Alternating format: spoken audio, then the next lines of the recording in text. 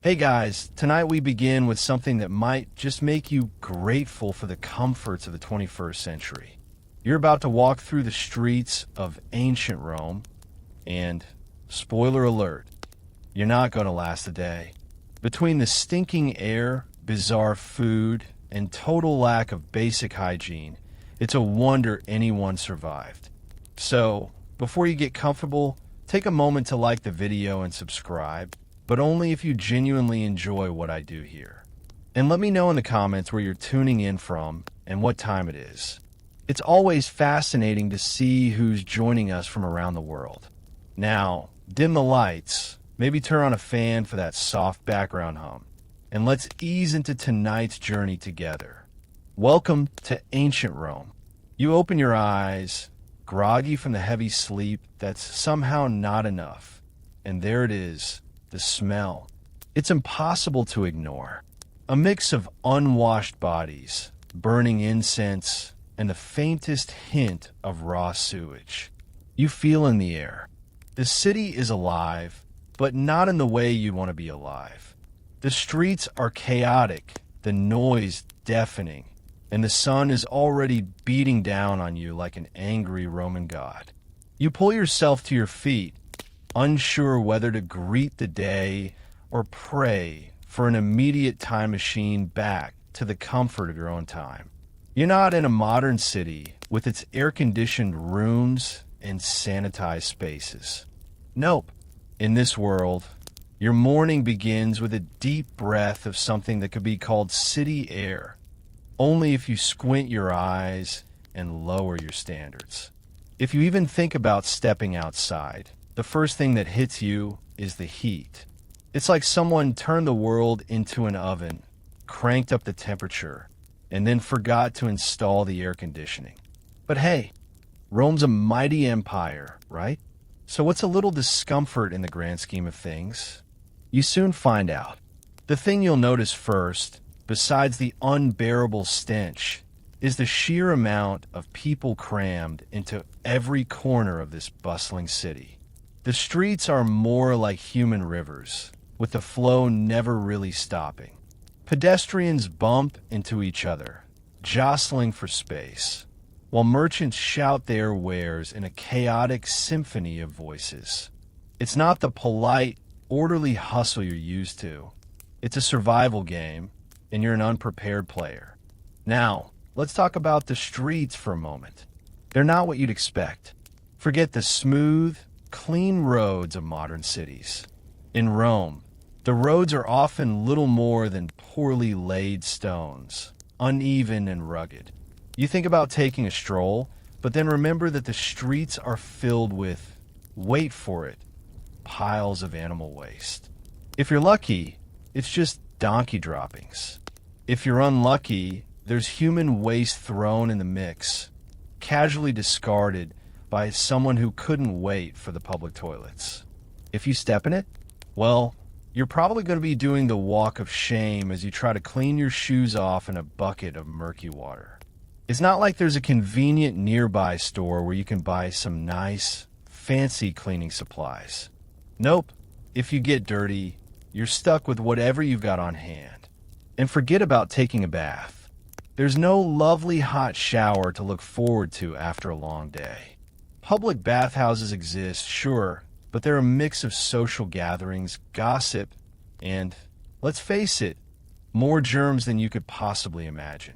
You'll have to fight for space in the overcrowded baths, where the water is lukewarm at best, and privacy is as rare as a decent haircut in ancient Rome. And hey, if you thought the Romans had figured out hygiene with their impressive engineering feats, think again. The sewage system, a marvel of its time. If you count large open sewers running through the streets as a system.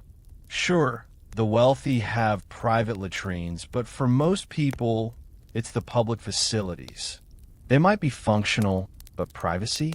That's as laughable as your chances of making it through the day without at least one embarrassing moment. In fact, let's talk about food, shall we? You'd think ancient Romans, with all their grand banquets and impressive feasts, would have decent food. Wrong again. Sure, the aristocrats might dine on luxurious meals, stuffed dormice, honeyed fruit, and roasted meats. But you're a commoner now, my friend. You'll be lucky to get a meal that doesn't taste like it was scraped off the floor. Bread, maybe some porridge, and, if you're feeling fancy, a little salted fish. Every bite feels like a reminder that you're not eating for pleasure. You're eating for survival. At least it's filling, right? And don't even get me started on the water. It's not like there's a clean bottle waiting for you to crack open. The water you're drinking has been carried from distant aqueducts, and though it might be cleaner than the water in the streets, it's still, well, let's say it's less than appetizing. You could always opt for a nice glass of wine, but here's a fun fact. Wine in ancient Rome wasn't the luxurious red you're used to. It was watered down, sometimes flavored with herbs, and, to be honest, probably a little sketchy. But hey, you're in Rome, the heart of an empire. Surely, the people are friendly and welcoming, right? Good luck. The social fabric of ancient Rome was as tight as a well-fitted toga. There's no room for awkward small talk or heartfelt conversations. People are busy and mostly with avoiding getting stabbed or caught up in one of the many political schemes happening at any given moment. See, back in those days, your best bet for survival was knowing who not to annoy, because any wrong word could lead you straight to the gladiator pits. Not to mention the very real possibility that you could be on the wrong side of a political faction and end up with a nice vacation in the Colosseum. Oh, and don't forget about the military. The Roman soldiers are all around you, and trust me, you don't want to mess with them. They're powerful, disciplined, and not in the mood for anyone who doesn't show them the proper respect. If you're lucky, you'll get through the day without bumping into a soldier on his bad side. But considering the state of things, it's pretty much guaranteed that at some point you'll cross paths with someone you'd rather avoid. So, as you struggle through the chaos of ancient Rome, you might be wondering, how did anyone survive here? The answer is simple. They didn't. Not everyone did, anyway. The lucky ones, the tough ones, they managed to scrape by. And you? Well, by the end of the day, you'll probably be begging for the sweet relief of a modern bed and a sanitized world. You wipe the sweat from your brow, though it doesn't seem to make much difference in the oppressive heat of the Roman streets. Every step feels like a challenge. The cobblestones are uneven beneath your feet, and you can already feel a blister forming. But that's not the worst of it. No, the worst part is the smell. Everywhere you turn, the air is thick with the stench of waste, human, animal, and otherwise. The Romans didn't quite have the plumbing figured out as we know it today. Sure, they had aqueducts bringing water into the city, but their sewage system? Well, let's just say it wasn't quite up to modern standards. The great cities of ancient Rome were filled with open drains, where waste was just tossed out into the streets. You can't help but notice the little rivers of muck that run alongside the roads, carrying everything from discarded food to, the other kind of waste. It's hard to breathe in this kind of air. You try to cover your nose with the sleeve of your tunic, but it doesn't help much. The smell seems to seep into your very bones, a constant, nauseating presence that you can't escape. It's almost enough to make you wish you'd stayed home. Almost. But no, you're here now, and you can't escape it, even if you tried. As you walk further into the city, it starts to dawn on you just how primitive things are. There's no escape from the chaos, and no relief from the discomfort. Sure, Rome is magnificent in some ways, with its grand architecture and impressive feats of engineering. But the daily life of an average Roman citizen, well, it's less about grandeur and more about surviving the little indignities that come with living in a city that was far ahead of its time, except when it came to the basics. Take the water, for example. The Romans had aqueducts, a truly revolutionary invention. But let's be real. Drinking water in ancient Rome wasn't exactly a pleasant experience.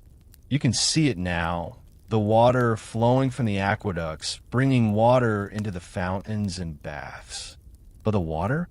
It's not as pristine as the crystal clear lakes you're used to imagining. It's often polluted with dirt, and occasionally even the waste from the streets. The Romans had no real understanding of filtration or proper sanitation. So, your drinkable water is basically a gamble, kind of like choosing which line of the supermarket to stand in, but with much more at stake. And if you think you can just head to a clean, quiet part of town for a bit of peace and solitude, think again. Rome is loud, busy, and overcrowded. You can't escape the noise of the bustling market, the chattering of people, and the constant clamor of merchants hawking their goods. You try to find a corner to catch your breath, but everywhere you go, there are more people. There are no quiet retreats in this city. The Romans weren't exactly into the whole personal space thing, and the idea of peaceful solitude was as foreign as a modern-day vacation to the beach. You start to wonder how anyone manages to survive here. How do people sleep in these conditions? How do they go about their day without completely losing their minds? The answer, you realize, is that they've adapted to it. People in ancient Rome didn't have the luxury of being comfortable. Comfort was a distant dream, something that rich people enjoyed, but for the average Roman citizen, life was all about endurance. You learn to deal with the heat, the noise, the smell. You find a way to make do with what you have, because, well, what else can you do? And yet, despite the discomfort, despite the oppressive heat and the ever-present stench, there's something oddly fascinating about the city. There's a rhythm to it, a pulse that you can feel in the air. It's chaotic, sure, but it's also alive in a way that's hard to describe. The streets are filled with stories. Stories of merchants who made their fortunes, of politicians who rose to power, of slaves who dreamed of freedom. It's a city of ambition, of struggle, of people trying to carve out a life in a place that seems to care little for their comfort. You start to understand that, in a way, surviving in ancient Rome is more than just about getting through the day. It's about finding your place in this strange, bustling, uncomfortable world. You have to be tough to make it here. And even if you're not tough, you have to pretend like you are, because the city won't show mercy. It doesn't care if you're tired or hungry or dirty. It will keep moving forward, with or without you. But as you wander through the city, there's one thing that becomes abundantly clear. Rome is a city that doesn't stop. There's always something happening. Whether it's a political scandal, a gladiatorial match, or just the hustle of the market, something is always in motion. And as much as you might want to escape from it all, there's something oddly exhilarating about it. You're part of something bigger, something that stretches beyond your own small life. Still, as the sun starts to set, you can't help but wonder, how much longer can you last in this place? The air feels thick, the sounds overwhelming, and the sense of being constantly watched, constantly judged is palpable. You can't escape the feeling that at any moment something could go wrong. One wrong move, one slip up, and you could find yourself facing the wrath of the authorities or being dragged into a political dispute you had no part in. And yet, despite all of this, there's a strange draw to it, an attraction to the chaos. Maybe that's just the Roman way. By now, the sun has dipped below the horizon, and the city of Rome has taken on a new life. The air is slightly cooler, but that doesn't really matter. The smells? Still present. The sounds? Never stop. Now, though, the streets seem even more alive with the buzz of evening activity. Rome doesn't sleep, it just shifts gears. The laughter, the shouting, the clinking of coins, and the creak of carts filled with goods. Everything's still in motion. As you walk deeper into the city, your senses are overwhelmed by a new wave of sights and sounds. You pass by the glowing lanterns of the taverns, their warm light spilling out into the darkened streets.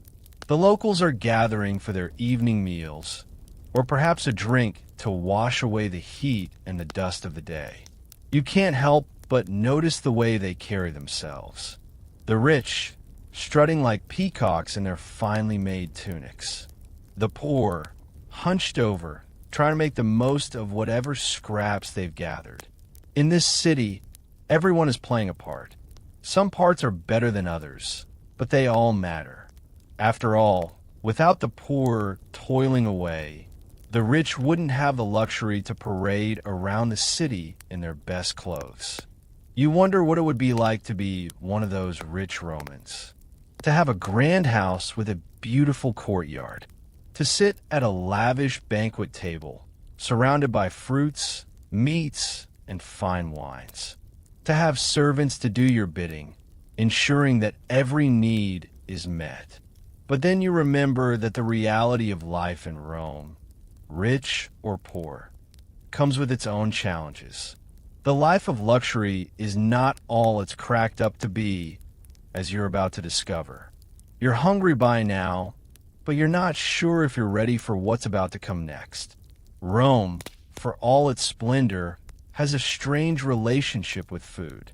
The wealthy, sure, they feast like kings, but you're not wealthy. You're trying to survive on what little the city will offer. So, you stumble into a nearby food stall, trying to blend in. You're handed a piece of bread that's more like a brick than food. You bite into it, only to realize it's stale and hard. Still, you chew and chew. It's your only option. There's no delicate artisanal bread here. This is the bread of the masses. A bit of salted fish, maybe some olives if you're lucky, and if the gods are kind, a piece of fruit if you can afford it.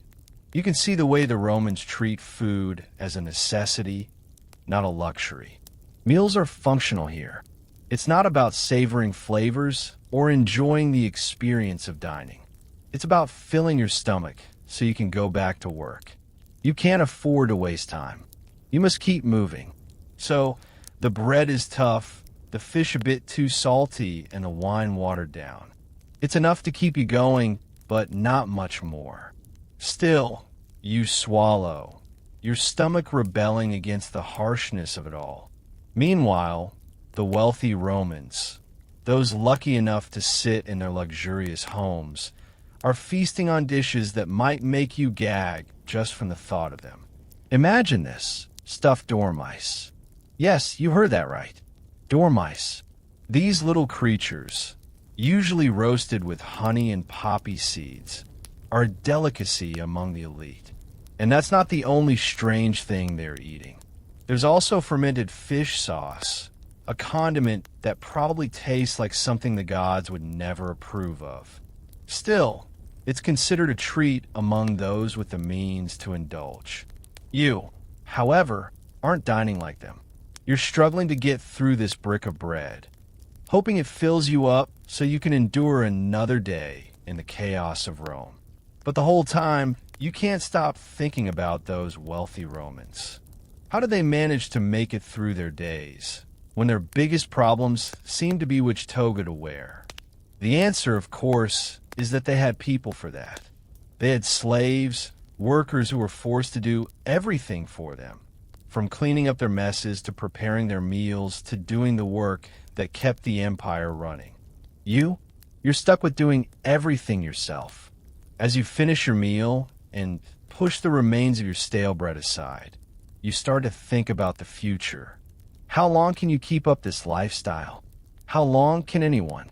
You walk the streets, tired from your long day, and realize that the city has a rhythm to it, a constant hum that never ceases. It's a little unsettling. It's like being caught in the gears of a machine that's far bigger than yourself.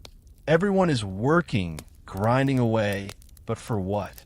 What's the point of all this hustle if it's just going to end in exhaustion?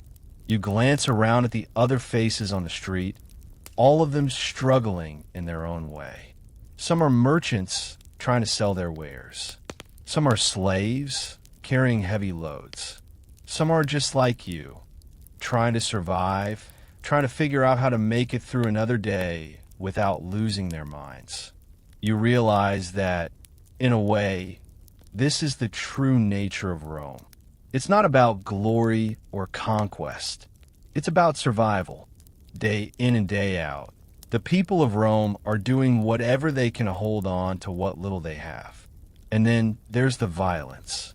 You can feel it lurking in the air, just beneath the surface. There's no escaping it. Gladiatorial games are the most extreme example of how violence is woven into the very fabric of Roman society. But it doesn't just happen in the Colosseum. It happens on the streets too. It's not unusual to see brawls break out over a small dispute, or for someone to get pushed around by the guards. The city is always on edge. People are always watching their backs. You wonder how anyone can thrive in this environment. But the answer is simple. They don't. Not everyone does. Some people rise to the top, sure. But for most, it's a constant struggle to survive. The ones who don't make it, well, they just get swept away by the tide of Rome, like so many others who came before them.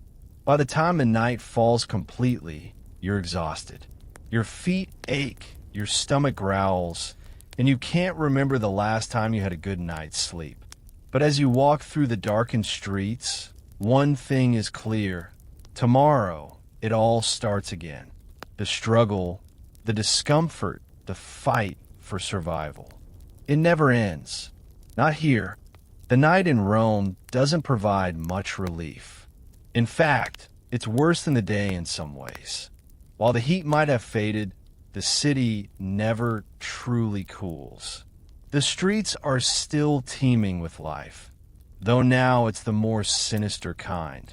The noise shifts to a murmur, the slapping of sandals against the cobblestone streets, now muffled by the night's blanket. But even in the stillness, you can feel the danger lurking.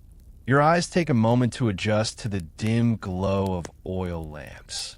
In the shadows, figures move, their faces obscured. At this hour, you know better than to trust anyone you don't recognize. For all the grand architecture, the prestige of the empire, Rome's nightlife can be as perilous as its daytime chaos. You might think you're free from the prying eyes of Roman citizens, but this city is never quiet, never still. It thrives in the chaos, and chaos doesn't sleep. You pass by a group of men, a few leaning against a column, talking in hushed tones. You try to slip by, minding your business, but their eyes catch yours for a moment, sharp, calculating. A silent warning. You're an outsider here, and even in the relative safety of the shadows, someone's watching. They always are. And then there's the inevitable. You hear it before you see it. The unmistakable sound of clinking metal. Soldiers. The ever-present Roman guards, never far from the action, always ready to pounce. They patrol the streets with a sharpness that only comes from years of training. Their presence is both a comfort and a threat.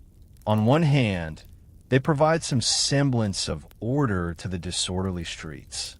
On the other hand, a single wrong move could make you a target for their attention.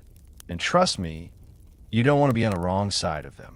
As you walk a little faster, a feeling of paranoia creeps in. You can't shake the thought that you've already been noticed. Your every step seems too loud, too deliberate. This city has a way of making you feel like you're always one mistake away from being thrown into the pits of the Colosseum. That's the Roman way, survival at all costs. But who gets to survive? Your thoughts are interrupted as you hear the clink of coins nearby. You glance over your shoulder, just in time to see a man, sliding something small into the hand of a street vendor. A bribe. The Roman government, despite its grandeur and the fancy marble statues of emperors, is rotten to its core. It's built on corruption and deceit. Those who have money can get away with things that the poor could only dream of.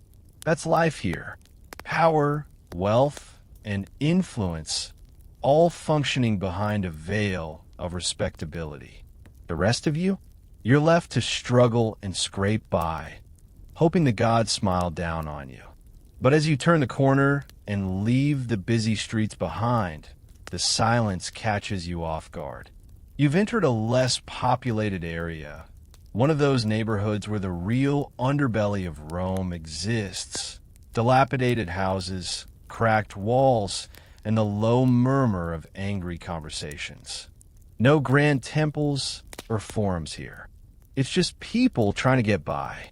And it's hard to imagine how anyone could thrive in these conditions. The further you go, the more you understand that Rome is a city of two worlds.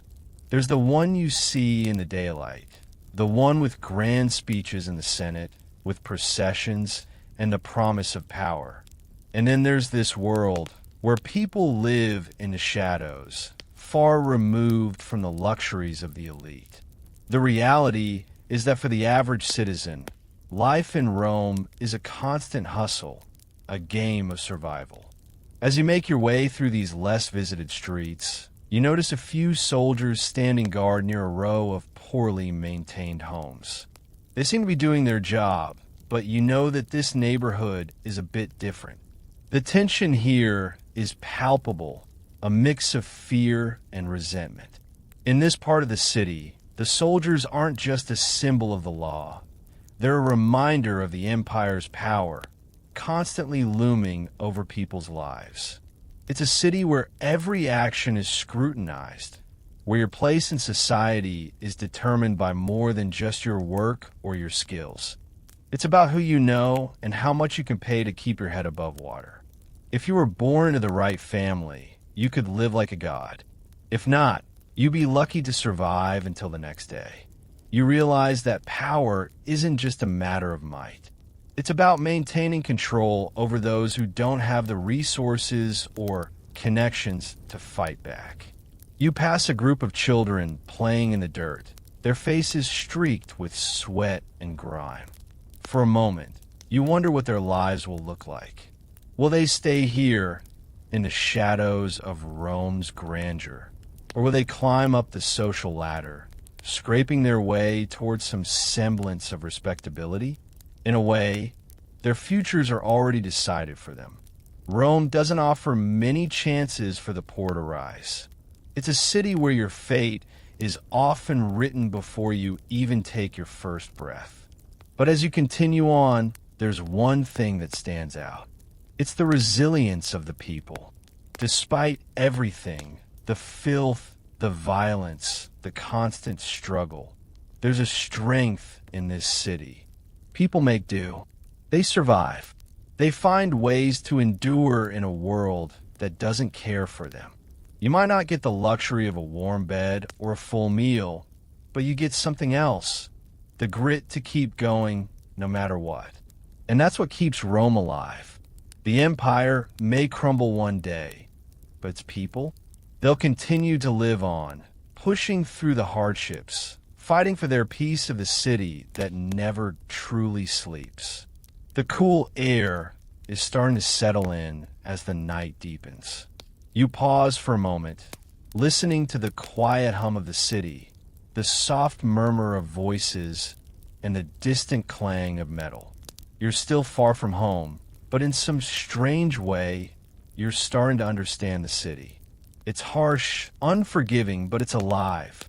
And somehow, despite all the discomfort, all the struggles, there's a part of you that doesn't want to leave just yet.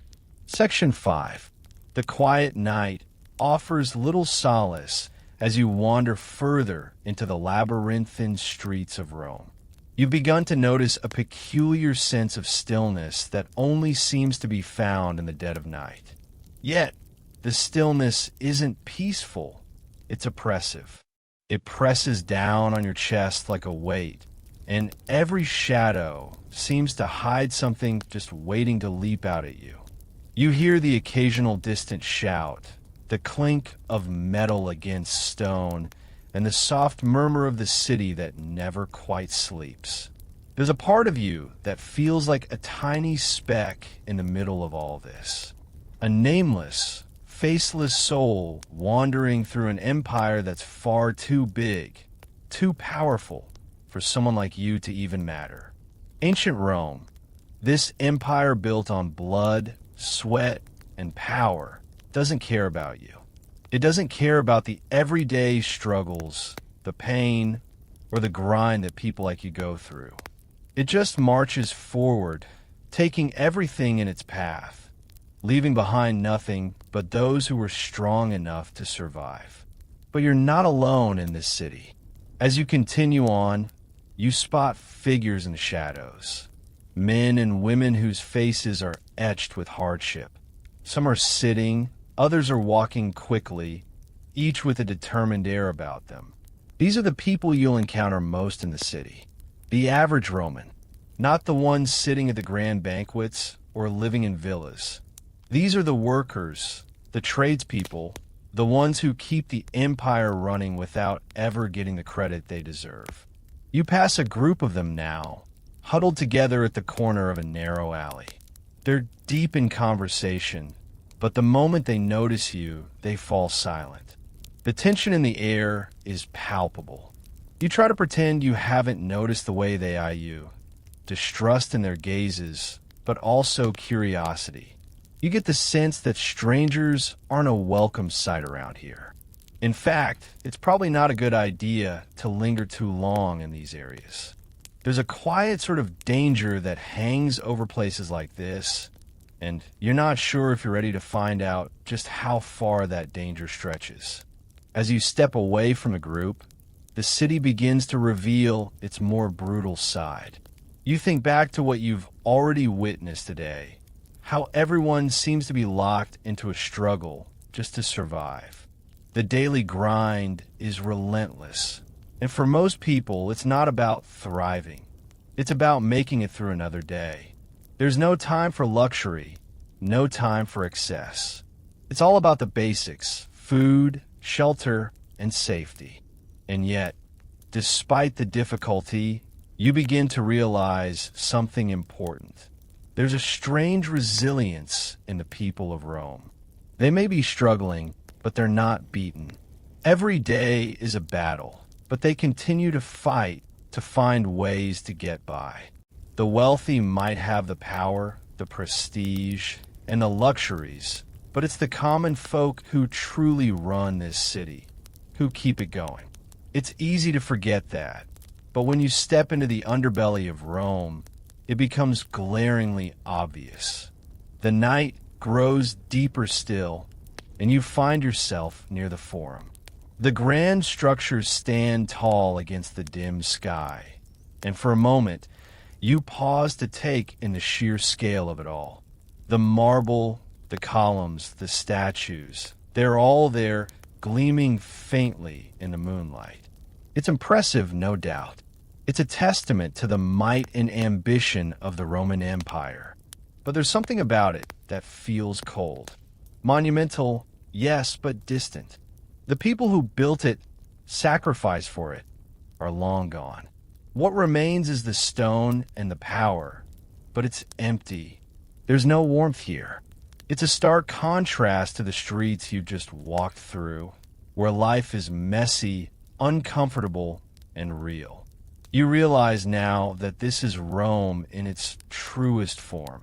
The divide between the elite and the masses, the rich and the poor, the rulers and the ruled.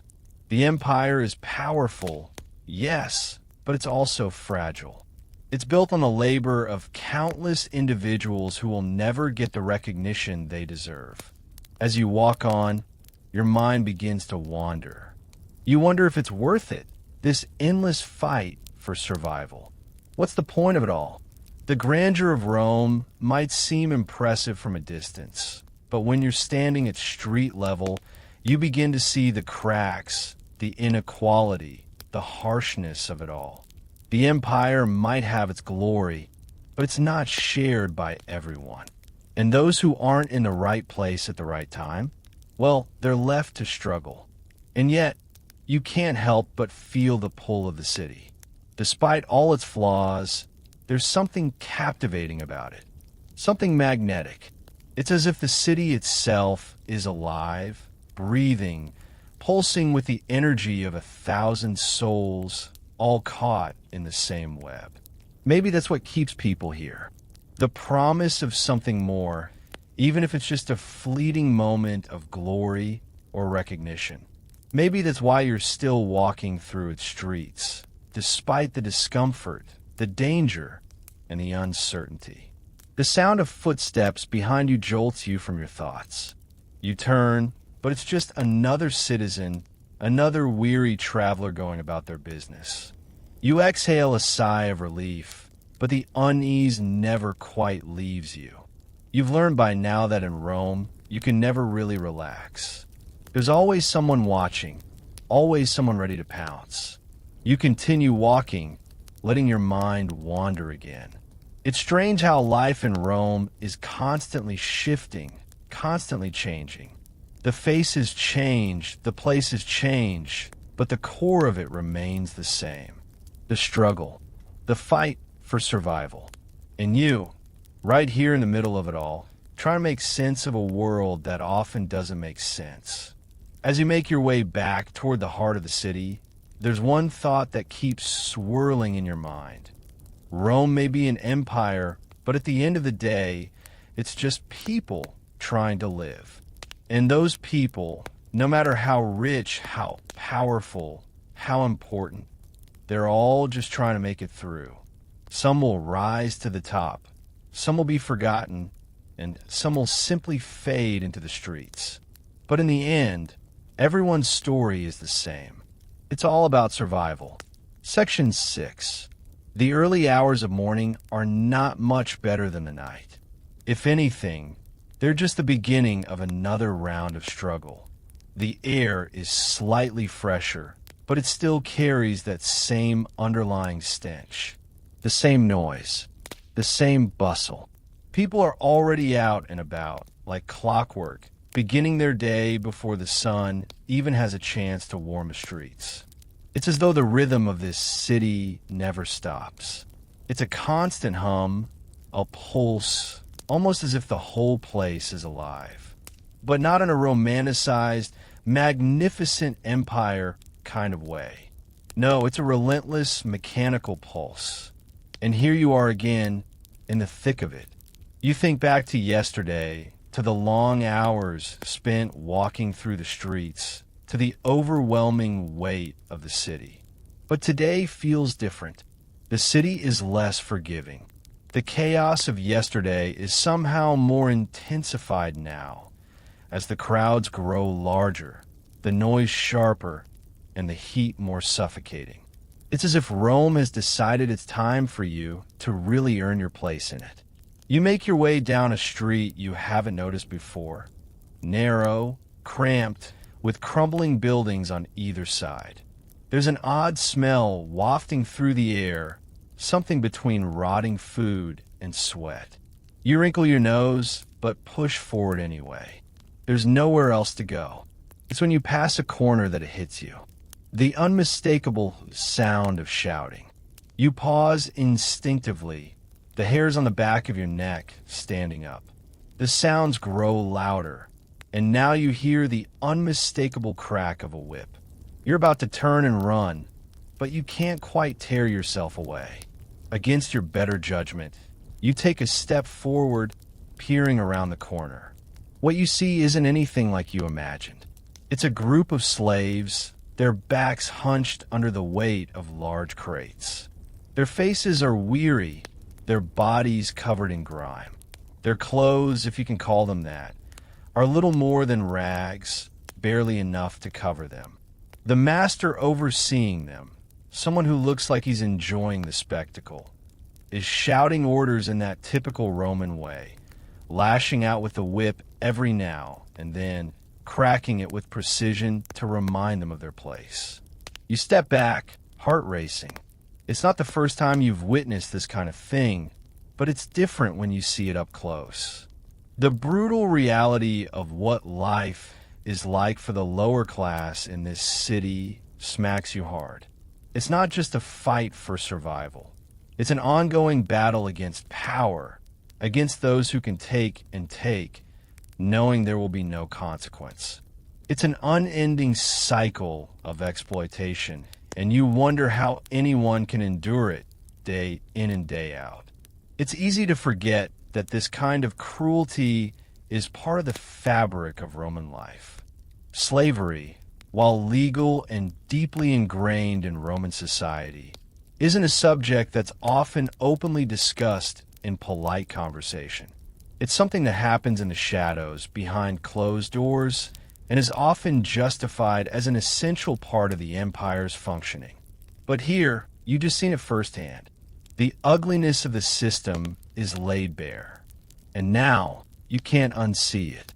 Your feet take you away from that scene, but your mind lingers there. The thought of it is hard to shake off.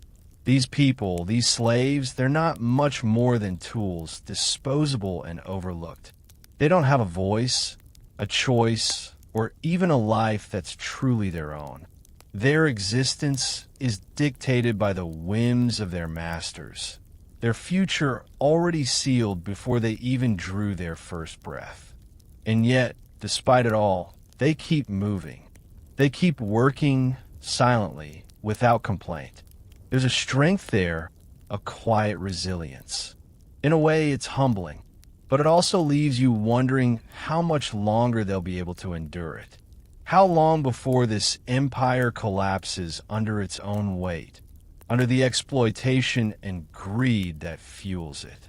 But the world keeps turning, and so must you. You've got your own problems to worry about. It's just that sometimes in a place like this, the weight of the city feels like it could swallow you whole. You think back to yesterday, how tired you felt, how hopeless it seemed at times. But today it's different. There's a fire building inside you, a desire to understand what keeps this city moving, what makes the people here tick. As you continue walking, you realize that survival in Rome isn't just about enduring the heat, the noise, or the filth. It's about making it through every day no matter what. It's about putting one foot in front of the other and keeping your head down when you have to. Rome doesn't care if you're tired. It doesn't care if you're hungry or sick or angry. The city just keeps moving, and you've got to move with it or be left behind. The sun is beginning to rise now, the first light of the day casting a soft glow over the rooftops. You squint against it, feeling the warmth on your skin, but it's not enough to shake off the heaviness you feel in your chest. You're in Rome, yes, but it doesn't feel like you're part of it. Not yet. Not really. You're just another nameless face, another weary soul trudging through the chaos. And yet, there's still something captivating about it. The energy, the movement, the constant, unrelenting drive to survive. You don't know what it is yet, but you can feel it. Maybe, just maybe, you're starting to understand this city. Maybe you're starting to understand what it means to truly live in the heart of the empire. The morning sun hits your face now, a reminder that the day has begun again in Rome. It's like the city never rests, never sleeps, just a constant cycle of noise, work, and survival. You've walked these streets long enough to know that nothing is ever really as it seems. The grandeur of the empire, the impressive architecture, the majestic temples, they're all just a facade. Beneath it, the people are just trying to get through the day, just like you. And today, as you step into the bustling market square, you realize that the struggles you've witnessed so far are only a small part of what it means to live in this empire. The market is alive with activity, but it's not the kind of life you might expect in a place as powerful as Rome. It's chaotic, noisy and crowded. You're surrounded by people shouting their wares, arguing over prices, and jostling for space in the cramped, dusty square. You try to navigate through the crowd, but it's almost impossible to move without bumping into someone. There's no room for personal space here, just bodies pressed close together, all trying to get by. You catch a glimpse of vendor hawking fish, the smell nearly overpowering. Next, you pass a stall selling bread, but you can see that it's old, hard, and stale. You're starting to understand just how much of this city runs on the backs of the poor, the ones who have to scrounge together whatever they can just to survive. This market, this square, it's a microcosm of Rome itself. It's loud, it's bustling, and it's filled with desperation. The rich may have their grand banquets and opulent villas, but for most Romans, it's about scraping by. Every coin spent here is carefully counted.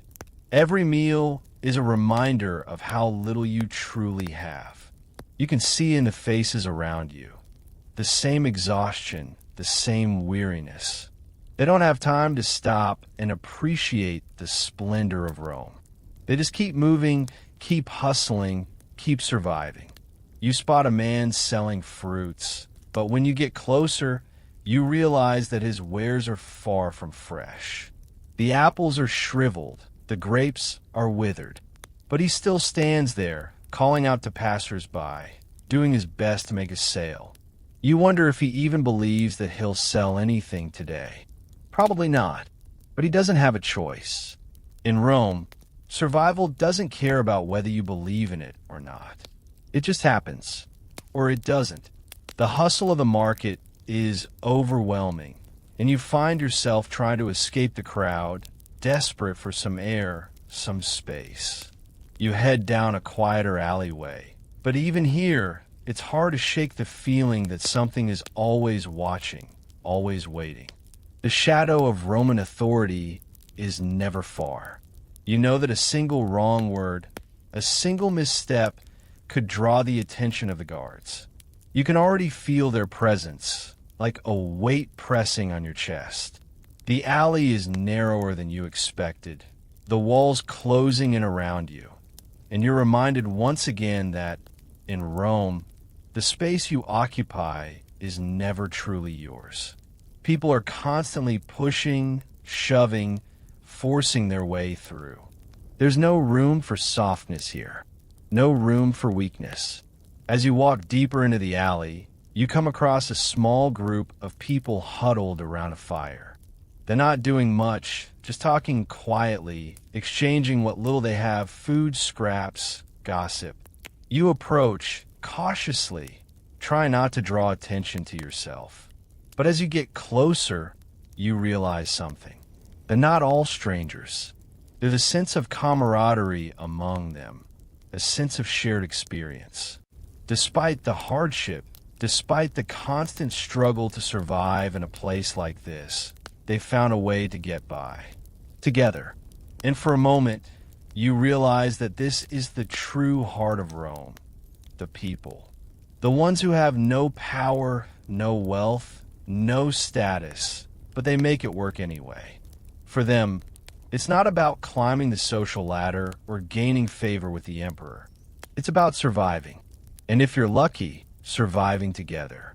It's humbling, in a way. You've been so focused on the grand empire, the lavish temples, the marble statues, that you forgot what really keeps this city alive. The people, the ones who aren't sitting in their villas or marching in their parades. The ones who live in the cracks, in the shadows, unnoticed by the powers that be. But you can't stay here forever. You're still just a passerby, a fleeting figure in a city that doesn't have the time or patience to notice you. The fire flickers as the group continues talking, their voices low and soft, but their words carry weight. You take a deep breath and step away, back onto the crowded streets. You've seen this side of Rome now, the raw, unfiltered side that the grand buildings can't conceal. And you start to wonder if the true essence of Rome is not in its monuments or its military might. Maybe it's in the people, those whose names history won't remember, but whose lives shaped the very foundation of the empire. The sound of clashing metal pulls you from your thoughts. You look up, startled, as a group of soldiers marches by. Their armor clinks, their sandals thud against the cobblestones. The sight of them is a harsh reminder that in Rome, the empire is always watching. Even here, in the quiet alley, even in the midst of your fleeting moment of peace, power looms. And there's no escaping it. You step back onto the main street, feeling the weight of the city on your shoulders. It's suffocating at times, overwhelming at others. But as you move through the crowds, you realize that you're not alone in this struggle. The people around you, they may not have the power, the riches, or the privilege, but they are part of this empire too. And in a strange way, it's their survival that keeps Rome alive. You try to keep your head low, but the weight of the empire presses down on you. Rome is relentless. The struggle never ends. But maybe, just maybe, that's what it means to be part of this city. You fight, you survive, and you keep moving forward. Because in the end, Rome doesn't care about your struggle. It just cares that you keep going. The sun has fully risen now, and the city is as alive as ever. If anything, it's even louder, the marketplace roaring with the activity of people selling, buying, shouting, and bargaining. It feels like the entire city is one big, living, breathing organism, its heart beating faster as the day goes on. Yet, as you weave your way through the masses, you realize that despite the noise and the frenzy, there's something eerily quiet underneath it all. A sense of unease. You feel it in the way people walk, quickly, purposefully, eyes straight ahead, avoiding contact. The streets are filled with voices, but the words are muffled, like the city is trying to drown them out. Everyone is here, yes, but no one is really here. In Rome, no one has time for small talk or casual conversation. If you're not hustling, you're being hustled. Everyone has somewhere to be, something to do. And as you watch the masses, you can't help but wonder how many of them are truly living or just surviving. The market itself is a maze of confusion, like a puzzle you're never meant to solve. You pass a stall selling spices, an overwhelming wave of smells hits you all at once. Cinnamon, saffron, garlic, and something you can't quite identify. It's intoxicating, but in a dizzying way. It's the kind of place where you could get lost in a sea of scents and colors. But the problem is, you're already lost in the city. The sheer size of Rome, the weight of its history, the scope of its empire, it's overwhelming. No matter how many steps you take, you feel like you're still at the beginning of it all. And the further you walk, the more you realize that there are parts of this city you've never even thought about. The ones that exist behind the walls, the hidden streets, the alleyways that lead nowhere. It's in these forgotten corners where Rome's true grit lies. You can see it in the eyes of the people here, those who live on the edges of the empire, the ones who have been cast aside by history, but are still here, still fighting. These are the people who keep the gears of the empire turning, even if no one ever notices. You come across a group of children, laughing and playing in the dirt. They're not asking for much, just a moment of fun in a city that rarely gives anyone the chance to enjoy themselves. They don't know it yet, but their lives will be shaped by the very forces that surround you. The brutal grind of daily survival, the relentless push of power and politics. Some will rise, some will fall, and some will simply fade into the city's history, forgotten by time. You watch them for a moment, the joy in their faces striking against the backdrop of the harsh world they will eventually inherit. They're innocent now, but you know that won't last long. In Rome, innocence is a luxury you can't afford for long. By the time they're your age, they'll have learned the same lessons you've already started to understand. Life here isn't about luxury or wealth or comfort. It's about survival. You continue your walk, your thoughts heavy with the weight of what you've seen. There are moments, fleeting moments, when you forget you're living in the heart of an empire. You're just a person wandering through a city like anyone else. But then reality crashes back in. You can't escape it. You can't escape the sense of being just one small piece in a vast, ancient machine. You're a cog in a wheel that turns with or without you. And all you can do is try to hold on, try to survive the day, and maybe, if you're lucky, live to see the next. As the sun climbs higher, the heat begins to take its toll. The air feels thick, oppressive. Even the streets, which were once filled with the hustle of commerce, seem to slow down in the heat. You can feel the weight of it in your bones. People walk more slowly, taking shelter in whatever shade they can find. It's a reminder that the empire, for all its grandeur, is still vulnerable. People may think of Rome as invincible, but it's built on the backs of the tired, the poor, and the oppressed. The cracks are there, hidden beneath the marble and the gold. You pass by a temple, its towering columns rising high above you. The grandeur of it takes your breath away, but it doesn't make you feel small in the way you might expect. No, it's more like a reminder that this city, this empire, is built on sacrifice. It's a monument to the powerful, but also to the forgotten.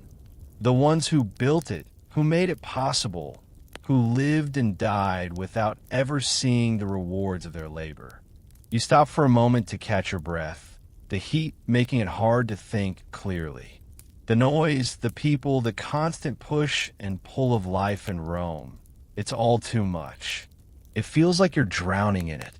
But then, as if on cue, a breeze stirs through the street, carrying with a moment of relief.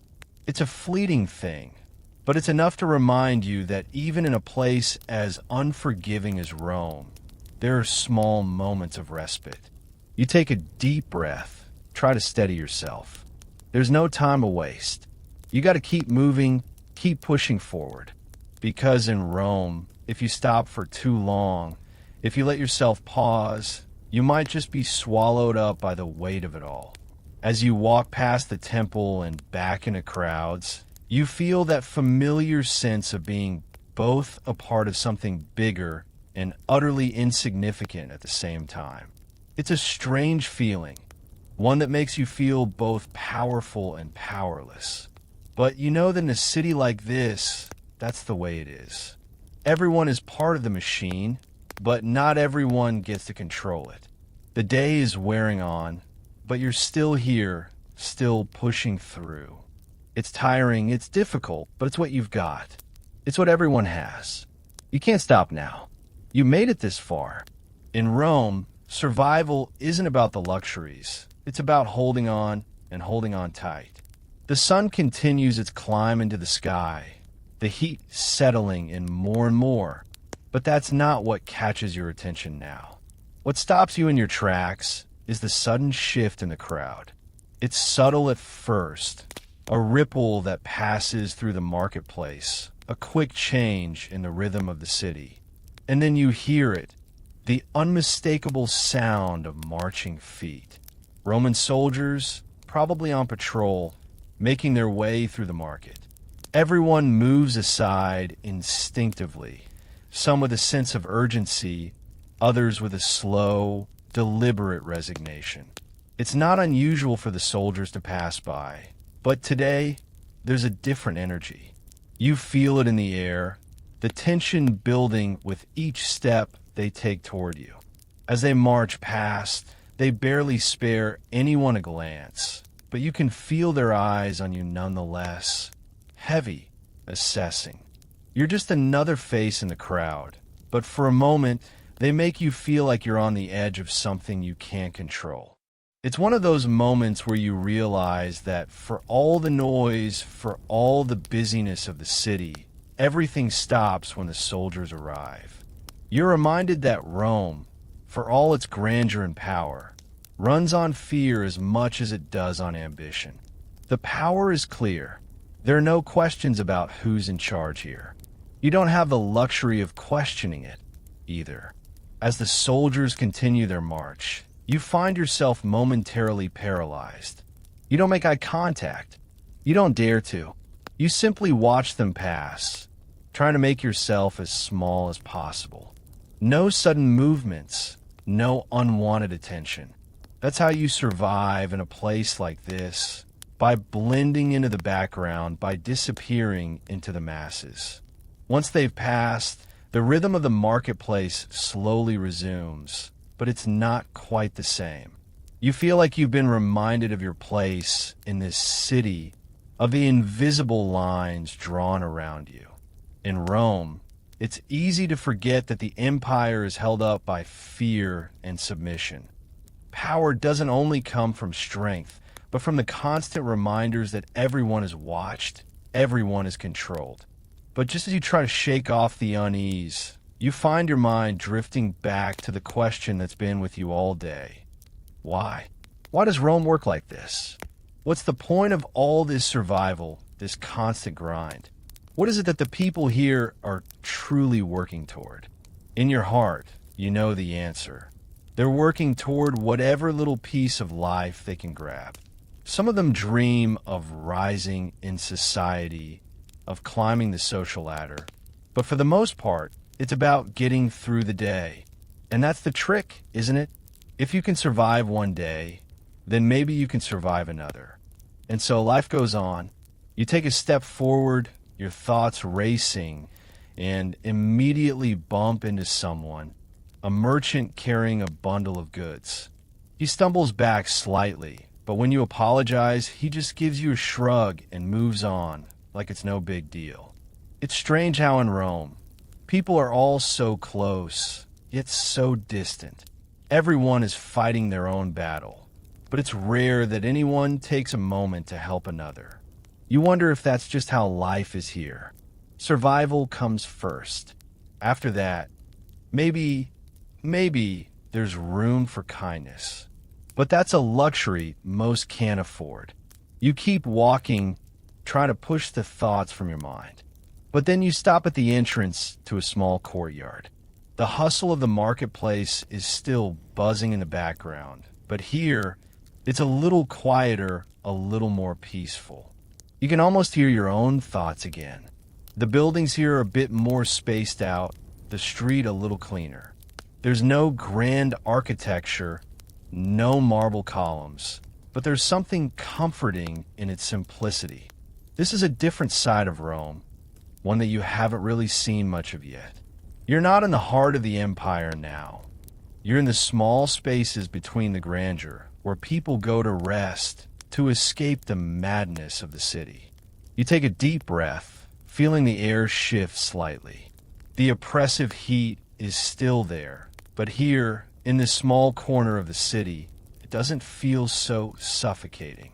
You find a quiet bench and sit down, for the first time in what feels like forever. It's almost strange to be able to think clearly without the constant hum of the marketplace in the background. For a brief moment, you're able to reflect on everything you've experienced so far in this city. The relentless chaos, the struggle, the power. You can feel the weight of it all, but it's easier to breathe here. But that peace is fleeting, of course. Rome doesn't let you stay still for long. It pulls you back into its rhythm, back into its pulse. And as you sit there for a moment longer, you realize that this is just another temporary reprieve. You can't escape the city. You can't escape its energy. You're part of it, whether you like it or not. And then, from somewhere beyond the courtyard, You hear the sound of bells, the call to prayer. It's faint at first, but as it grows louder, you realize it's coming from the nearby temple. You stand, feeling the pull of it, like the city itself is calling you. You walk toward the temple, the bells ringing in your ears, and as you step inside, you feel a moment of awe. The temple is grand, decorated with intricate carvings and statues of gods you've only heard about in passing. The air is thick with incense, a soothing, almost trance-like atmosphere settling around you. It's a world apart from the hustle of the streets, a space that feels, for just a moment, like it's untouched by the chaos outside. You pause, breathing in the calming scent of the incense, the flicker of torchlight illuminating the carvings of gods. And you can't help but feel, for the briefest moment, like you've found something sacred amidst all the noise and struggle. But it's fleeting, just like everything else in Rome. You can't linger here forever, not in a city that demands so much from you. As you step back into the streets, the bells slowly fade away. The city pulls you back in, and you realize that this moment of peace is just another layer of Rome. A city where the sacred and the profane exist side by side, where power and survival are both at play. And for better or worse, it's your reality now. The morning is well underway now, and with it comes the usual noise and motion of Rome. The streets, despite the earlier calm, are once again filled with the energy of the marketplace. You step out from the temple and into the thick of the crowd, where the noise of bargaining, shouting, and the occasional thud of crates being dropped fills the air. The bustle of the city pulls you back in like a tide, and you wonder if there's any real escape from this constant whirlpool of activity. As you move through the market, you notice that it's not just the goods being sold that catch your attention. It's the people, the vendors, the merchants, the children running between stalls. All of them are locked in their own little world, pushing, pulling, buying, and selling. But there's something else, something that goes unnoticed unless you really pay attention. You catch a glimpse of a young woman standing in front of a stall selling linen. She's talking to a customer, her voice clear but quiet, trying to strike a deal. She looks tired, her face drawn, but there's a spark in her eyes. Maybe it's determination. Maybe it's something else, something you can't quite place. But for a second, you see something in her, the same thing you've seen in others here. The fight, the will to keep going no matter what. You walk on, but the image of her lingers. She's one of countless others in the city, all of them caught in the same cycle, the same struggle. It's hard to ignore, and it's hard to escape the sense that you're just one small part of something so much bigger. The people around you aren't just surviving. They're fighting to keep their place in the world. And you're no different. You have to fight too, just to make it through another day. The thought sits heavy in your chest, and you push it aside as you focus on the street ahead. There's a sudden commotion, a group of men loudly arguing over something, their gestures sharp, their words angry. It's not unusual. Arguments are common in Rome, especially in a marketplace where everything is up for negotiation. But today, there's something about it that catches your attention. It feels different. It feels more dangerous. The men, their faces flushed with anger, are pushing and shoving each other. It's clear that something has gone wrong, but you don't know exactly what. You take a step back, trying to keep your distance. The last thing you want is to get caught up in one of these public disputes. Public violence in Rome is unpredictable. It can start over something as small as a coin or as big as a political grudge. You can't afford to be a part of it, not when it could cost you your life. But as you watch, you notice something else. A few guards are moving toward the scene, their steps deliberate, their faces set in that familiar, impassive expression. They're not rushing. They don't need to. In Rome, the guard know that the people will keep doing the hard work. They'll keep hustling no matter what. The guards move through the crowd with an air of finality, like they know the outcome before they even get there. A few moments pass, and the argument is over. The men are scattered, their confrontation quickly snuffed out by the presence of the guards. It's the way things go in Rome. Power is enforced with speed and efficiency. No one questions it. You don't have time to wonder about right or wrong. You just move on. You keep walking, but the unease from the altercation lingers. You start to think about the deeper currents of the city, the invisible lines that divide the powerful from the powerless. The guards don't just control the streets. They control the way people move, the way people think. They represent the unspoken truth of Rome. Those who have power can do what they want, and those who don't, well, they stay out of the way. As you walk further into the city, you begin to notice the buildings again. The towering columns, the ornate facades, the grand entrances. Rome's architecture is a constant reminder of the empire's power. The grandeur is all around you, towering above the everyday struggles of the common people. These monuments weren't built for you, or for the other common folk you've seen today. They were built for the emperors, for the generals, for the politicians. They're reminders that the people at the top are the ones who truly matter in Rome. The rest of you are just part of the machinery. You pass by a wealthy merchant's house, the marble pillars gleaming in the sunlight. It's a house fit for a lord. As you look at the imposing structure, you can't help but feel a pang of envy, a longing for the life you'll never have. The merchants, the senators, the soldiers, they live in a different world, one where the city bends to their will. For them, Rome is a place of luxury and comfort, a place where their power can grow unchecked. But you're stuck in the streets. You're caught in the endless grind of survival.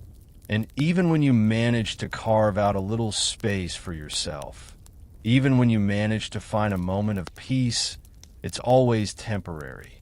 Rome doesn't let you settle. It doesn't let you relax. If you stop moving, you're left behind. The city keeps going whether you're ready or not. You can hear the sounds of life all around you. The clink of coins, the laughter of children, the calls of merchants selling their goods. But today it feels different. The weight of everything is heavier. The sense of pressure more immediate. Maybe it's the heat. Maybe it's the argument in the marketplace. Maybe it's just the realization that in Rome, you're always just one step away from falling. And no matter how hard you try, no matter how much you hustle, it's always there. That constant threat of losing everything. As you move through the city, the thought gnaws at you. There's no safety here, no real stability. In Rome, you're either on top or you're being crushed beneath the weight of it all. But that's the way it works. That's the way the empire survives. It's a cycle that's been going on for centuries. And the only thing you can do is keep moving, keep fighting, keep surviving. Because in Rome, if you stop, you're done. The day wears on, and with it, the relentless noise and bustle of the city. You've wandered through the crowds long enough to start feeling like you're part of the fabric of Rome itself. The city has a way of pulling you into its rhythms, whether you're ready or not. But the more you walk, the more you begin to understand how little control you have over your own fate here. You find yourself at a crossroads, literally and figuratively. The market is behind you now, and ahead lies the quieter, more residential area of Rome. It's less chaotic, though not by much. The streets are narrower here, the buildings more worn down. This is where the majority of the population lives, away from the opulence of the elite, where every coin spent counts, and every meal is a reminder of how hard you have to work just to make it through another day. As you pass by a few modest homes, you can hear the sounds of life coming from inside. Children playing, women talking, the clatter of pots and pans. It's ordinary, simple, but it's also a place where life happens. It's the kind of place where people get by day after day, never really asking for much more than survival. There's no room for dreams of power or wealth here. The goal is simple. Keep moving forward. You pass by a woman on the street, her face lined with the wear of years spent working. She doesn't look up as you pass, her hands busy with some small task. It's clear she's been working since before the sun came up, and she'll still be working when the sun sets again. You wonder how long it's been since she had a moment to herself, a moment when she didn't have to worry about food or shelter or her place in the world. This is the reality for most people in Rome. There's no time to rest. There's no time to dream. It's all about the grind. You move, you work, you survive. And when the day ends, you do it all over again. It's a cycle that seems endless. And yet, for those who live here, it's all they know. You walk a little farther, your feet aching from the long journey. You're starting to feel it now, the wear and tear of a day spent walking the streets of Rome. But there's no time to stop. There's no time to rest. The city doesn't give you that luxury. If you stop moving, you fall behind. Ahead of you, a large building catches your attention. It's not a palace or a temple, but a simple structure, an inn perhaps. The doors are open, and you can hear the sounds of conversation inside. For a brief moment, you wonder what it would be like to sit down and rest, to have a drink in hand and relax, if only for a few minutes. But you know better. The moment you sit down, the city will start moving again, and you'll be left behind. As you approach the building, you notice a small group of men standing outside. They're talking quietly, their faces hard, their postures tense. You don't approach them. You don't have to. Their presence alone is enough to make you feel uneasy. In Rome, you quickly learn that there's a difference between the quiet people and the ones who make noise. The quiet ones are dangerous in their silence. You know that, and you give them a wide berth. It's strange how quickly you've learned to navigate the city, to read the subtle cues that tell you who's a threat and who's just trying to survive. You don't know where you learned it. Maybe it's instinct. Maybe it's just the way Rome works. Either way, you know better than to trust anyone too quickly. In a place like this, trust is a luxury. And right now, you can't afford it. You keep walking, moving past the inn and the men standing outside. You don't look back. There's no need to. You've learned that in Rome, it's better to keep your head down, to keep moving, and to never stop. Because when you stop, you fall. And Rome doesn't have time for the fallen. The path ahead is quiet, a little more secluded than the busy streets you've just left behind. You can hear your footsteps echo in the narrow alley as you continue down it. It's not a comfortable silence, though. It's the kind of quiet that feels ominous, like the city is holding its breath. You begin to wonder what's waiting for you around the next corner. As you move forward, you realize something else, that the more you walk, the less you can shake the feeling that you're being watched. It's subtle at first, just a feeling that lingers in the back of your mind. But as you walk deeper into this quieter part of the city, it becomes harder to ignore. You're not sure if it's paranoia or something more, but it's there, that feeling, like you're not alone, even when you are. You stop for a moment, scanning the street ahead of you. There's no one in sight, but that doesn't make you feel any better. You can't shake the sensation that something or someone is just out of view, waiting. It's not an uncommon feeling in a city like Rome, where danger is always lurking just beneath the surface. You remind yourself to keep moving. Don't stop. Don't give in to the fear. You've been in this city long enough to know how it works. Fear is something the Empire feeds on. It's how they control the people. It's how they keep the masses in line. You can't let it control you. As you turn the corner, you see it, a narrow alleyway leading off the main road. It's dark, and for a moment you hesitate. But then you hear a noise behind you, a sound of footsteps, faint but unmistakable. Someone is following you. You don't turn around. You don't have to. You know what you need to do. You quicken your pace, moving toward the alley. The footsteps behind you grow louder, and for a brief moment, panic flares in your chest. But then, just as quickly, you calm yourself. This is Rome. You can't let fear take hold. You've come this far. There's no turning back now. You step into the alley, the darkness swallowing you up as you continue forward. The footsteps behind you stop for a moment, but you don't dare slow down. You keep moving, your heart racing, until you finally reach the end of the alley. You glance over your shoulder, but there's no one there. For a moment, you wonder if you imagined it, but you know better. In Rome, you don't just imagine danger.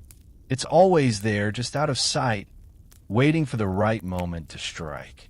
You take a deep breath, the adrenaline still buzzing through your veins. You made it through this one, but you know that tomorrow, the city will be just as unforgiving, and you'll have to do it all over again. As the day edges toward the afternoon, a quiet tension settles over the city, thick and undeniable. The sun beats down relentlessly, turning the streets into a furnace that makes even the hardiest Roman sweat. You pause for a moment to take in the scene around you, but it feels like the city itself is holding its breath. The hustle of the market seems to have slowed, the usual cacophony of voices dulling into a quiet hum. You can sense it in the air. Something is shifting, but you can't tell what. You keep walking, your pace deliberate, but there's a nagging unease in the pit of your stomach. Maybe it's just the oppressive heat, or maybe it's the constant undercurrent of danger in Rome that never quite leaves you. But today, for some reason, it feels worse than usual. The shadows seem longer, the faces in the crowd more guarded. You see more people glancing over their shoulders than you have in the past, more hurried movements, more quick glances between strangers. It's as if the city is bracing itself for something, and you can't help but wonder if you're about to get caught in the middle of it. As you walk deeper into the city, you pass by an open plaza. It's not much, just a few scattered benches, some small stalls selling trinkets, and a fountain at the center, its water barely trickling. But something catches your eye. There's a group of men gathered around one of the benches. They're dressed in the dark tunics of a lower class, but their posture is different from the usual crowd. There's something almost military about the way they stand, shoulders squared, eyes sharp. They look out of place here, and you can't help but feel the weight of their presence. They're talking in hushed tones, and you catch a word here and there. Rebellion, the Senate, patience. Your heart skips a beat. This is Rome, and in this city, those words are never good news. There's always someone scheming, always someone looking to take down the system. And when the lower classes start talking about rebellion, you know things are reaching a tipping point. You move away from the plaza as casually as you can, your steps quickening. You don't know what's happening, but you don't need to. You know better than to get involved. In a place like this, rebellion is a dangerous game, and you're not in the mood to find out just how dangerous it can get. You push through the crowd, trying to blend in, trying to disappear. You can feel your pulse in your throat now, the tension hanging thick in the air, making your movements feel too obvious. You catch snippets of conversations around you. More talk of unrest, of something brewing beneath the surface, something waiting to spill over. The Romans have a long history of rebellion, of uprisings and revolts. And while it may not always seem like it, this city is constantly teetering on the edge of collapse. It's easy to forget that, though. The Roman Empire is vast, its power unmatched. You see the marble temples, the statues of emperors, the grandeur of the Colosseum. The wealth and power are all around you. It's easy to get lost in it, to forget that it wasn't always this way. But the truth is, the empire is fragile. Rome has been built on the backs of the poor, the enslaved, the disenfranchised. And at any moment, it could come crashing down. As you turn down a narrow side street, away from the crowded areas, you can't shake the feeling that something is coming, something big. It's the kind of feeling you get when the city is about to explode. And when it does, you want to be as far from the center of it as possible. You've seen what happens to those caught in the middle, those who are too close to the fire when it burns. They get consumed. You duck into a small tavern, hoping to shake off the feeling of unease. The cool air inside hits you like a bomb, and for a moment, you feel a little lighter, a little less like you're carrying the weight of the empire on your shoulders. The tavern is dimly lit, the air thick with the smell of stale beer and the chatter of a few patrons. It's not much, but it's enough to make you forget about the tension on the streets, if only for a little while. You take a seat in the corner, ordering a drink to settle your nerves. It's nothing special, just a simple wine, watered down to make it last longer. It's the kind of thing that'll keep you going, but it won't do much for your mood. You sip it slowly, letting the bitterness coat your tongue, the reality of the city slowly sinking back in. The people around you are quiet, absorbed in their own conversations. There's a soldier at the bar, his armor still on, a look of tired resignation on his face. You wonder how long he's been stationed here in the city, how long he's been living this life, constantly on guard, never really free. And then you see a group of merchants near the door, their faces tense, as though they're trying to avoid a conversation they don't want to have. They're looking around nervously, glancing at the soldier, then back at each other. Something is happening, and it's creeping in from the edges. You can't quite put your finger on it, but you can feel the shift in the air. The empire is built on more than just stone and gold. It's built on the people, the ones who toil and sweat, the ones who fight for every scrap they get.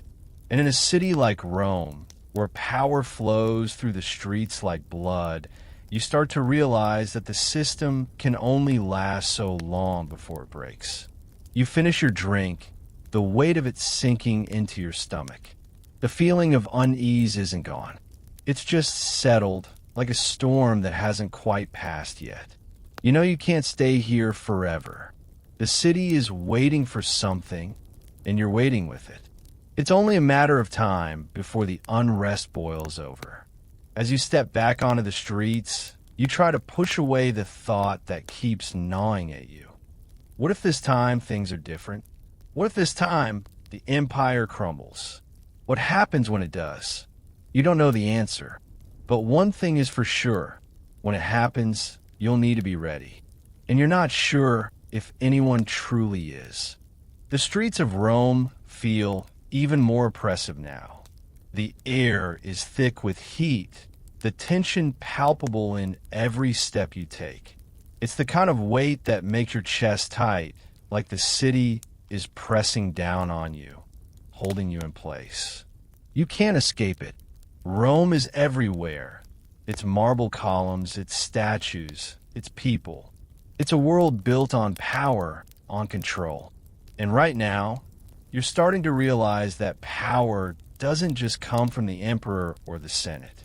It comes from the way the city controls everyone within it. You walk, but your feet feel heavy, your body sluggish from the heat and the fatigue that's been building up over the day. You need to find shelter, a place to sit down, somewhere you can breathe without feeling the constant weight of the empire bearing down on you. But even as you try to push through the crowd, it feels like there's no way out. The streets stretch endlessly, each corner the same as the last, a never-ending cycle of commerce, noise, and struggle. The city doesn't stop. It never stops, and the harder you try to escape it, the more you realize that there's no escape. Rome is a machine, and you're just one small cog in it. Every person you pass, every merchant, soldier, and street vendor is playing their part, doing their part to keep the empire running. Some of them may dream of something more, something better. But for most, it's about survival. You pass by a man selling figs, his voice rising above the rest of the noise in the street. Fresh figs, sweet figs, only a few left. He calls out, his voice strained, as if trying to make himself heard over the chaos. You stop for a moment, drawn in by the simplicity of his offering. There's something almost comforting in it, a small bit of peace amidst the madness. But you shake your head, unable to afford even the simplest of luxuries. The figs would be a welcome distraction, but you know better than to waste what little coin you have left. You continue walking, your thoughts swirling in a haze. It's strange. Rome, the great empire, the beating heart of the known world. And yet here you are, struggling just to make it through the day. In the distance, the Colosseum looms, its silhouette cutting through the sky like a reminder of what this city is built on. Blood, sweat, and death. It's a place of spectacle, yes, but it's also a place of violence, of destruction. And right now, the city feels like it's on the edge of something similar. Your feet take you through another crowded market square, and for a moment, you pause, observing the faces around you. You can see it in their eyes, the weariness, the exhaustion. They've all been through this. Some of them will rise, some will fall. But for now, they're here, just trying to survive. There's no time for joy in Rome. There's no time for dreams. There's just the struggle, the constant, relentless fight to survive in a world that doesn't care about you. It doesn't care about your hopes, your fears, your desires. You're just another face in the crowd, just another body moving through the streets. The city doesn't give you space to breathe. It forces you to keep moving, to keep working, to keep fighting. And it's in those moments when you're caught between the crowds, between the noise and the heat, when the city feels like it's closing in on you, that you begin to understand. You understand why the Romans have such a strange relationship with life and death, with power and survival. They live in a world where nothing is guaranteed, where every day is a battle, and where death is always waiting in the shadows. The empire may be grand, but the people who make it up, those who live in its streets, who work its markets, who fight its wars, are just trying to get by. As you move through the square, you spot a familiar face. One of the merchants you saw earlier, hunched over her stall, eyes scanning the crowd. She looks up for a brief moment, locking eyes with you. You can see it in her gaze, the same weariness, the same quiet resignation. She doesn't smile, but there's something in her eyes that tells you she understands. She knows what it's like to live in this city, to fight for every scrap. You nod at her, acknowledging the silent connection, and move on. It's strange how, in a city as vast as Rome, a fleeting moment of recognition can feel like the only thing that's real. For all the grandeur, all the power, it's the people, the ones who live in the cracks and the shadows, who keep the city alive. They may not have much, but they have each other. And sometimes that's enough. You continue walking, the crowds thinning as you move toward the edge of the city. The buildings become less grand, the streets quieter. You feel the pressure in your chest start to ease, the weight of the city lightening just a little. This is the part of Rome that people forget, the part that doesn't make it into the grand stories or the marble columns. This is the part where the real people live. The ones who aren't chasing power or fame, but just trying to survive, just trying to make it through another day. You reach a small inn, tucked away in a quiet corner of the city. The sign above the door creaks in the wind, and for a moment, you consider stopping in. But you know better than to stay in one place for too long. The city doesn't let you linger. It doesn't give you the luxury of comfort. It keeps moving, and if you stop moving with it, you'll be left behind. You turn away from the inn, your feet carrying you onward. It's just another step in the endless cycle of survival. You're not sure where you're going, but you know you can't stop. Not yet. You have to keep moving. Because in Rome, if you stop, you're left behind. And that's not a fate you can afford. The shadows grow longer as the afternoon wears on, and with them, the city begins to shift again. The noise hasn't subsided, but something about the atmosphere feels different now. The crowds have thinned a little, but that doesn't mean the pace has slowed. No, in Rome, the pace never slows, it just changes. As the day progresses, the air becomes heavier, filled with the knowledge that everything around you is in constant motion, like a great machine that can't afford to stop. As you continue down the narrow street, you feel the weight of Rome's relentless energy pressing on you again. The buildings around you seem to tower higher now, their shadows stretching over the road, blocking out the fading light. The heat still clings to the air, and even though it's getting late, the city remains unyielding. You think about the people you've seen today, how they move through the streets with a kind of determination, a strength born from the necessity of survival. It's impossible to ignore the fact that everyone here is in some form of struggle. Whether to fight for power, food, or safety, everyone is fighting for something. As you pass a row of houses, you see children playing in the dirt, their laughter carrying through the air. For a moment, you're taken back to your own childhood, back to a time when things were simpler, when survival wasn't the only thing that mattered. But then you snap back to reality, and you realize that for these children, life is already starting to teach them that simplicity is a luxury they can't afford. The world they're growing up in is unforgiving. In Rome, the world is always shifting, always changing, but it never slows down. You walk on, and your thoughts are interrupted by the clinking of coins. A street vendor stands at the corner, peddling his wares, mostly scraps, things that others have discarded or deemed unworthy. But to the poor of Rome, these scraps are gold. You see a woman haggle with him over a piece of cloth, her face tight with the stress of the day. She's trying to get a bargain, trying to stretch her meager resources as far as they'll go. You can almost feel the tension in the air, the weight of every coin, every trade. Here in Rome, nothing is ever easy. It's always a battle for the little things, the scraps that are left behind. As you continue walking, you come across a familiar sight, another group of Roman soldiers. They stand at attention, their eyes scanning the crowd with that familiar, unblinking gaze. Their presence is as much a part of the city as the buildings and the people.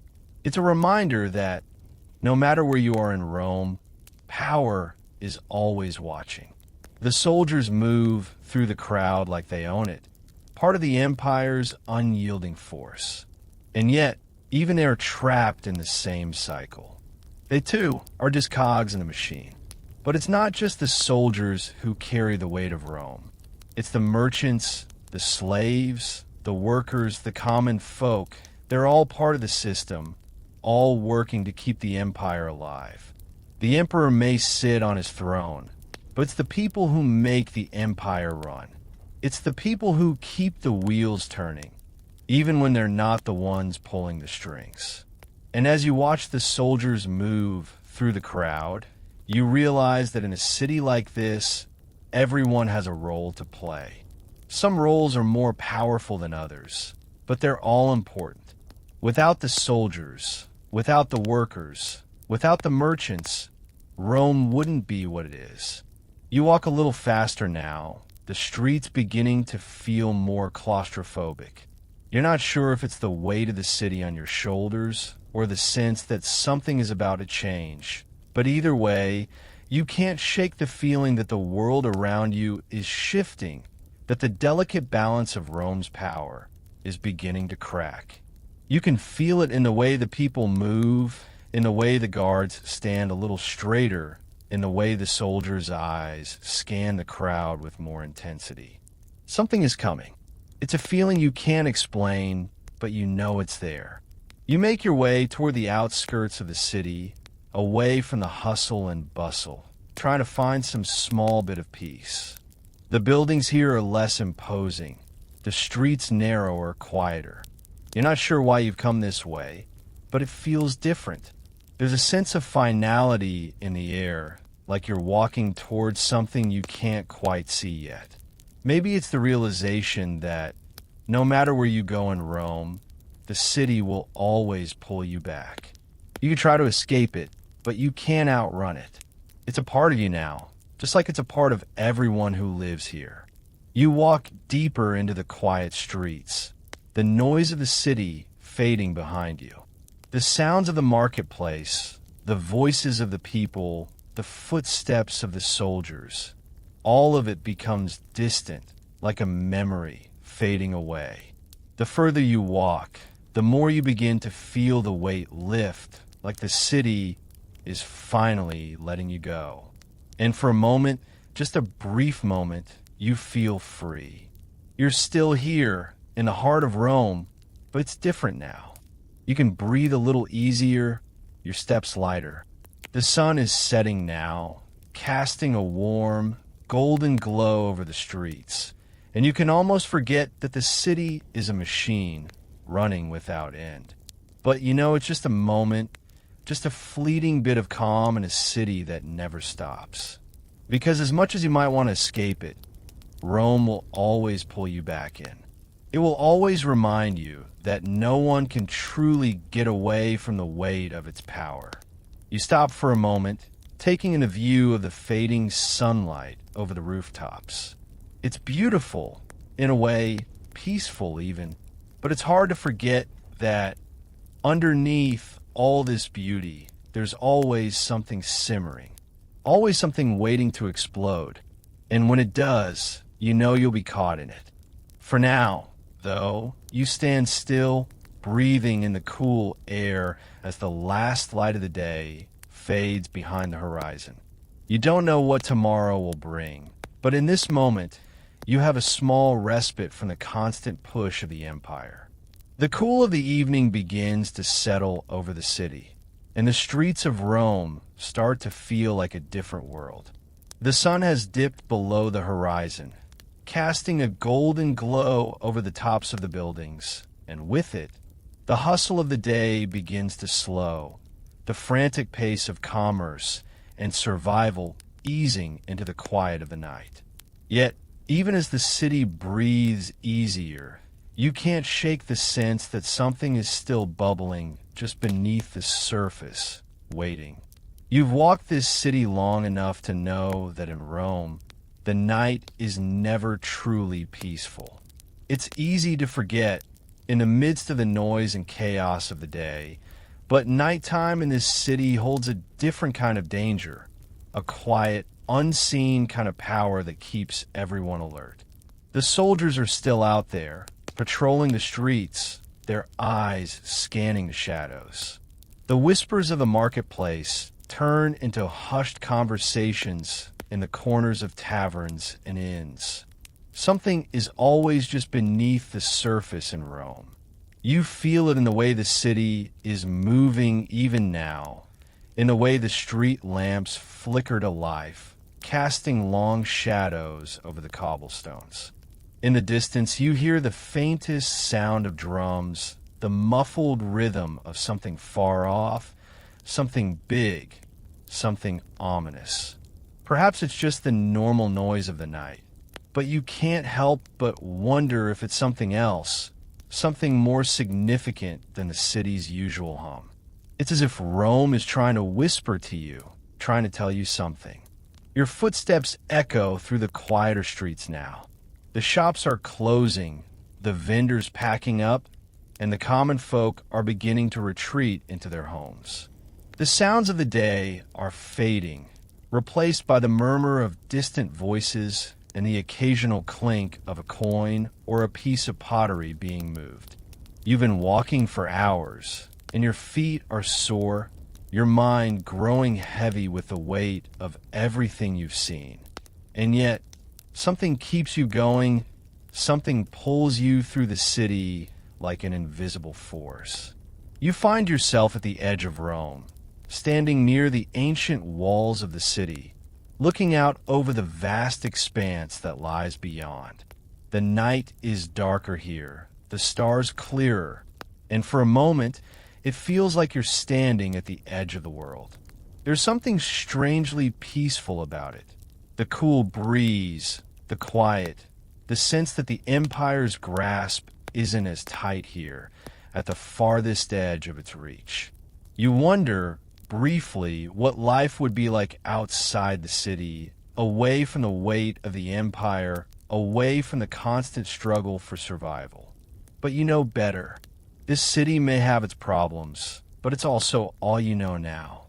You've been walking these streets for what feels like forever, trying to figure out your place in the chaos, trying to make sense of a world that never stops moving. You may not be at the top of the empire's hierarchy, but here, at least, you exist. You survive. You play the game, even when you know it's a game you'll never win. The city spreads out before you, vast and infinite, as though it stretches beyond the horizon. The great monuments, the buildings, the temples, the arenas, they're all there, towering above you, casting their long shadows over the city. They remind you of the power of Rome, the strength of the empire, but they also remind you of its fragility. You see the cracks in the stone, the signs of wear and time. Nothing lasts forever, not even Rome. And yet it goes on, doesn't it? The city continues to thrive, to pulse with life, to force its people to keep moving, to keep fighting. Some will rise, some will fall, and some will fade into the background, unnoticed and forgotten. But the city will never stop. It will continue, with or without you, with or without anyone. You turn away from the city walls, your feet carrying you back into the heart of Rome. As you walk, you start to notice something else, the faces of the people you pass. You start to see them not as individuals, but as part of the whole. They're all the same, all trapped in the same cycle of survival, of grinding through each day, trying to make their mark, trying to hold on to whatever scraps they can. They're not all so different from you. Everyone here is fighting for something, whether it's power, wealth, or just a chance to rest for a moment. You pass a group of men gathered in a small courtyard, their voices low as they talk among themselves. There's a tension in the air, a subtle unease. They're planning something, but what? You don't know, and you don't want to. In Rome, you learn quickly that getting involved in the affairs of others can be dangerous. You keep your head down, keep moving. But as you walk past, you catch a few words in the conversation. Freedom, overthrow, change. It's not the first time you've heard whispers of rebellion, but it's becoming harder to ignore. The city is on edge. You can feel in the air, in the way people move. You're not sure what it is, some impending shift, some force gathering beneath the surface, but you know it's coming. You can't escape it. The empire may be strong, but it's built on the labor of people like you. The ones who work, who struggle, who fight for the barest scraps of life. And sooner or later, the cracks will show. As you continue through the quiet streets, the night growing deeper around you, you realize something: you're part of it. You may not have the power to change the empire, but you're in it, woven into the very fabric of this place. You survive, not because the empire is kind or just, but because you have no choice. Rome is a beast, and you're one of the many who feed it, whether you want to or not. The night is silent now. The only sound, the distant murmur of the city, the wind moving through the trees. You've walked through the streets of Rome long enough to know that the city doesn't sleep. It waits. It watches. And when the time comes, when the cracks become too wide to ignore, it will consume those who dare to challenge it. But for now, the streets are quiet. The empire continues its slow, inevitable march. And you, just one small, weary figure in the shadow of the Colosseum, keep moving.